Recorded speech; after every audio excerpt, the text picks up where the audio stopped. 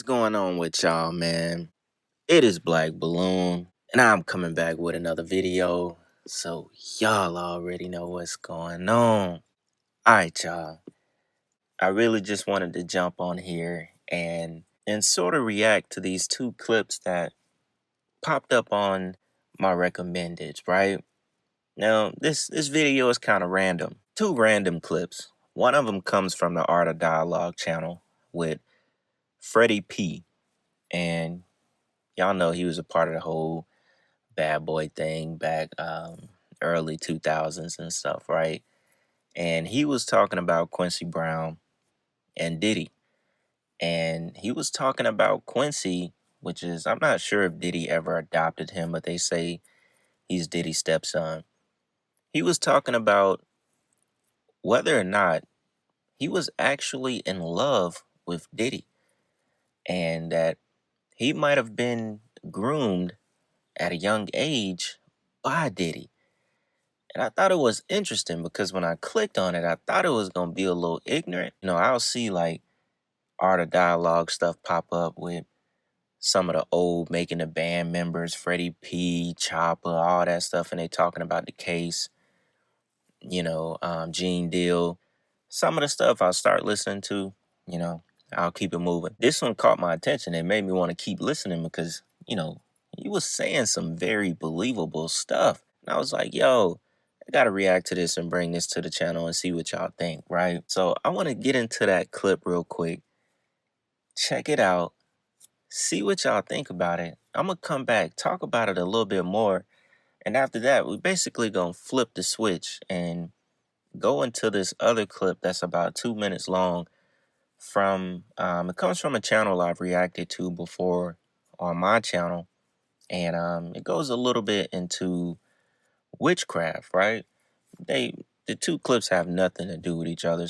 So mind you, it's just like a random video we doing. But with that being said, look, we're gonna jump into the clip about Quincy Brown and Diddy first, all right? So with that being said, y'all, check this out. I'll be short. He came out, and he had organ failure, and he was in a coma, and he actually came out accusing Puffy of being behind that. How you feel about that, and how you feel about his son Quincy still going to the trial supporting Puffy, even after Albie Short came out accusing Puffy of putting him in a coma? Like I said, man, like I got inside information that Quincy don't really support Puffy like that, and Quincy really supporting his sisters and his brothers. I heard Quincy deep down, Quincy might not be saying. I heard Quincy deep down think Puffy did that to his mom. You know what I'm saying? I don't know if that's correct, but from the people I hear that it's cool with somebody that he's very, very close to, that's what it is. It's said as if Quincy just there to support his family. The same thing. And when I seen Misa say it, I was like, oh yeah, well, it's possible. She not there for Puffy. She there to support her son. You know what I'm saying? Do Quincy got kids? Why Quincy don't have no kids? Why he talk so sweet? Why was Puffy like little boys? Why was they so close? Why is he so close like that's his boyfriend instead of his daddy? It's just a lot of weird questions there. You know what I'm saying? A boy, nah, man. He's like he's more like he protecting his abuser. That's what Quincy give me. Quincy give me somebody that's in love with their abuser. Because if that's the case, then he was a victim at some point. But yeah, I think Quincy in love with Diddy. Like, I don't know father shit. I just think he love him. He in love with him. I think, because if somebody been giving you sex since she was sucking your dick and all that shit. Like, if a woman's been sucking my dick since I was 11, 12 years old and spoiling me and nobody ever found out our secrets, I'm gonna love this woman. When she go to jail, I'll cry. Like, she's not my real mom, but I call her mom. Like, even though it's words out here that say she killed my father, killed my mom, still, it's because of love, bro. It's a different type of love. That's sex love. That's sexual. That's sexual love right there. I don't know how to describe it, but yeah. I don't know how to say it. Like, he not thinking rational. Like, he not putting his mom first. He not even considering a chance. He not paying no attention, but now he is. But it seemed like he was just in love. Like, that's the vibe I was getting from him. Like, yeah, that little boy been abused. That's the only man he know right there. He ain't got no kids, no wife, all his money, talk sweet. You can see the sweetness in him. And the boy been touched. And I think that's what his mom was trying to prevent from happening. But Puffy knew, I can get the boy. I just got to get you out of the way. So, if Puffy just say you was addicted to kids, and that's not your son, you know, so you ain't gonna have no problem with abusing somebody that's not your kid. I'll be sure is my dude. And what I mean by that is me and Al talk once a week, once any other week.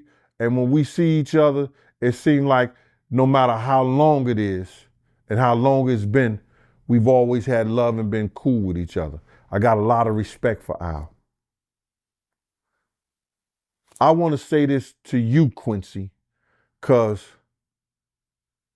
I know that your mother was protecting you not only from Al, which is your father and he loved you, it was for what he would have done or Puff would have done to him. Your father ain't never been no sucker. He's a good dude. And your mother was protecting you and him from Puff. Your mother was protecting you and him from Puff. Your father was from money earning Mount Vernon. And he ain't never been no sucker, bruh.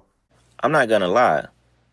It's not really something I've ever thought about, but the rabbit hole goes so deep from Al B. Sure to P. Diddy to Kim Porter to Quincy Brown. That's his real last name.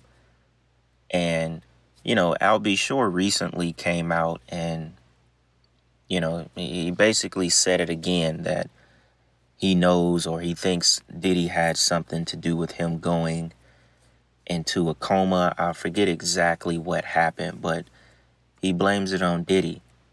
Of course, he blames the death of Kim Porter on Diddy because she died from, a sudden pneumonia that a lot of people just out of nowhere in the industry have caught and died from. I remember when we did that video and that security guard that's gotten pretty famous now, the celebrity security guard, Big Homie CC, he said that he had pneumonia like 3 or 4 times from, I think, being poisoned. And he was talking about it in relation to Diddy because people around Diddy, were catching pneumonia and dying.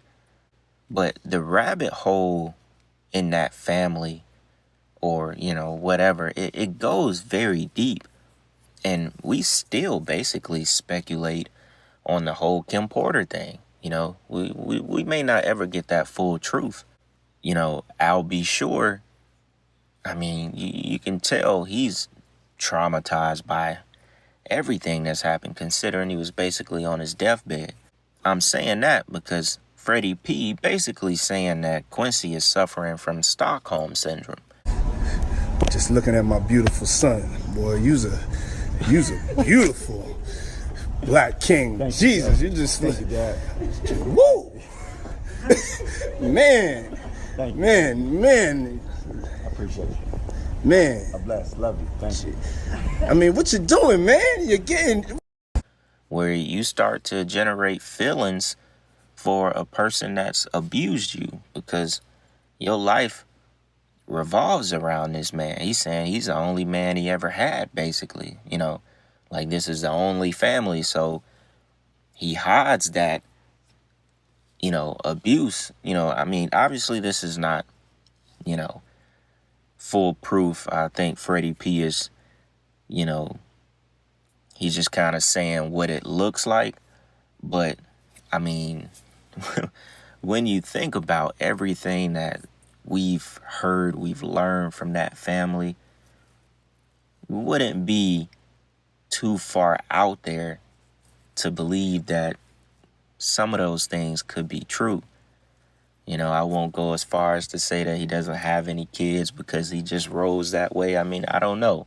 You know, I've never looked too much into Quincy Brown, but I more wanted to, you know, show the clip on the channel because it was just interesting, because I've never really heard anybody talk about that dynamic that could be possible between them. Some strange reason, Puff always want to claim something that ain't his. I just think that it's a lot of brainwashing that went on. I think that, you know, he particularly, he brainwashed those kids, and that's what narcissists and people of his caliber do to a lot of people around him. I feel like Quincy was brainwashed. I feel like Justin, the rest of them, Justin was too. Justin's mother was real strict. Misa was real strict with Justin. I think when he got with Puff, he got brainwashed. I mean, he's right. You know, technically, they aren't family. You know, and I don't know, man, with all the stuff that Diddy has been a part of, it's just something that I would not dismiss. But I thought that was very interesting, you know. If I didn't think it had some kind of rabbit hole to it, I wouldn't even, you know, put it in a video and talk about it. But when you just think about everything from Al B. Sure to Kim Porter, man, it is, you know, it's limitless to the possibilities of what could be going on, or what has been going on this entire time that we still don't know, and we may never know. So that I thought was very interesting. And so I won't drag that on too long. Like I said, I just wanted to get on here and basically react to these two clips, right? So we're going to switch it up for the back half of this video. And I want to play this clip that, once again, popped up on the channel. And it's witchcraft. It's like 2 minutes long, but I thought it was very, very interesting as far as men using witchcraft to make women fall for them, right? Thought this was very interesting, y'all. So we'll go ahead and jump into that. Then I'll come back and wrap the video up, all right? Check this out. I remember I had a barber, I've told you guys the story before. Yeah. And this barber of mine, he'd cut my hair. And I remember one day I came in and I was feeling disturbed in my spirit. Studying him, I'm looking at him. And I see he had like multiple rings in his fingers. And he began to disturb my spirit. And I told him to turn down the music. It's demonic. I didn't like the lyrics of it. Then he turned it up and he was drinking this, I think it was like a gin.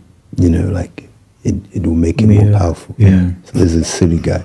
I remember he started to talk to us about, he said, any girl that I want, for as long as I have her name, I'll take her name to my voodoo priest. And that girl will like me. I can get her to like me. Jesus. I just need the name. And then somebody that was sat on the other side, he said, oh, so if you can get whatever you want or any girl you want, why don't you ask for $1 million? Yeah. And he said, the reason why I haven't asked for $1 million is because I'm not ready to sacrifice at that level. Yeah. And we were like, what? He said, in order to get $1 million, I'll have to fly to where my voodoo priest is, cover my eyes. They hand me a sword. And the condition is simple. Whatever stands before you, you kill. And if you can kill whoever stands before you, then you'll receive the $1 million. So there are some corridors of power you don't enter with an empty altar. Now, if y'all remember him, we reacted to one of his clips before where he was talking about Cornhub and he was talking about how we are watching spirits when we decide to watch corn. Y'all know what I'm talking about. It was a really good clip. It pretty much went viral on YouTube. He has a lot of knowledge, a lot of spiritual knowledge. He talks about a lot of witchcraft, demonic doors. He talks about a lot of stuff. You know, anyone looking for good information, he's definitely a page I would recommend. But he ended that pretty powerful. He said, there are corridors of power you do not enter with an empty altar. Basically told you there are certain things in life, there's certain powers, you know, even demonic powers that you don't walk into without having something to offer up. He's not telling a made up story, talking about a guy that was basically a warlock that used to cut his hair. You know, first off, that's something very spiritual in a sense right there. It's almost like how you don't want to eat everyone's food. They can put some whatever into your food. You also don't want just anyone cutting your hair. You know, it's like a direct line, direct energy line straight to your brain, straight into that aura, that magnetic field, you know, it's right there, the crown of your head. So you don't want just anybody cutting your hair. It don't matter that they're using clippers or scissors or whatever. A person is directly over your crown. You know, you want to make sure that this person has good intentions. They're not a witch. They're not a warlock. They're not using demonic practices or chants in their head while they're twisting your hair, you know, if you got dreads, or while they're cutting your hair, or just may sprinkle something in your scalp and you didn't see nothing because you're getting a haircut, you know, spray a mist into your head that is some kind of concoction.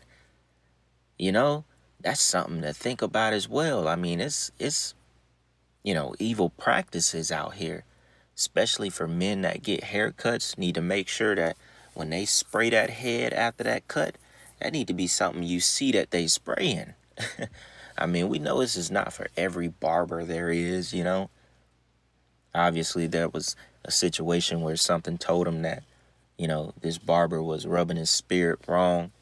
You know, he could tell he was a warlock, and he told him straight up. You know, he gets any girl he wants by going to see his voodoo priest. You know, casting a spell on these women, doing witchcraft on women. It makes a lot of sense, because it's not, obviously, it's not just women who are witches and using pictures of men and using certain things off of a man's body or putting spells on a man to win him over. It's definitely men. I mean, we were just talking about the whole Diddy thing. You know, he's not the only one out here. You know, there are people who are just as normal as ever, but they are practicing warlocks and witches, and it's not, you know, it's not in a good way. These people are actually doing rituals and chants and spells in order to gain access into your life spiritually, but very demonic as well. Because I have a lot of people hit me in the comments when I talk about this stuff like, oh, you need to do your research. It's not this, it's not that. I don't even pay attention to that. I don't care. You know, I don't care if you are a good practicing witch. I don't care. That's not what we here to talk about, because, you know, what really exists in this world, spiritual wickedness in high places, that is what we're here to be, you know, spreading. Basically, we're here to have discernment against that. I don't care about your supposed good practices of being a witch and hoodoo. I don't care. If you could see me right now, I should have did this video with my face on the screen, because I have. Look, I don't care. Don't comment. We're not here to talk about that, because what's really going on and how wicked some people can be, that's the stuff that we need to be aware of. And there are simple practices out there, simple things like going to go get a haircut, going to a little function where somebody already made the food, it's already prepared. You just never know what you're walking into. You never know what you're eating. You never know what you just put in the portal of your mouth. Those are the things that people need to be reminded of. So I was happy I saw that clip because it made a lot of sense to just something people would think is so normal, like getting a haircut. You know, and I know a lot of y'all will agree with this. And it made me think about it, you know, to be more watchful of someone who you think is just cool. And obviously there's levels to everything, because he said the guy is willing to go. You have to think about this, right? Just to go ahead and end this video off. The guy was willing to go to a voodoo priest to basically put spells on women so they fall in love or they like them that desperate. But he wasn't willing to go to his voodoo priest for $1 million because he don't want to kill nobody. He don't want to sacrifice anything. But he's willing to demonically, you know, if that's a word, put a spell on a woman so she likes him. Think about that. Think about it. You don't want to ask for $1 million. You're not ready to sacrifice like that. Really, you just got 1 foot in. You know, you willing to throw a little spell, a little ritual on somebody, but you're really not ready to do, you know, what it really takes to worship that deity, worship that demon. You know, really fulfill that desire that you seek. I find that to be real interesting, man. Somebody is willing to, you know, basically torment a person's soul in a sense, but you don't really want to torment your own. But, you know, I mean, look at who we dealing with to begin with. Someone who's willing to even go halfway and request spells from a voodoo priest. But yeah, man, we'll go ahead and wrap this video up, man. Like I said, I just wanted to get on here and react, talk about both of those clips. I probably will do more of these in the future to kind of like knock out different topics without having to just do an entire video on one thing and stretch it, so on and so on, right? Just another way to get more content, talk about things that, you know, I know people might be interested in, man. So with that being said, y'all, I'll go ahead and end this video right here. We got another video dropping tomorrow, so y'all stay tuned, man. And with that being said, it's Black Balloon, and I'm gonna see y'all soon. I'm out.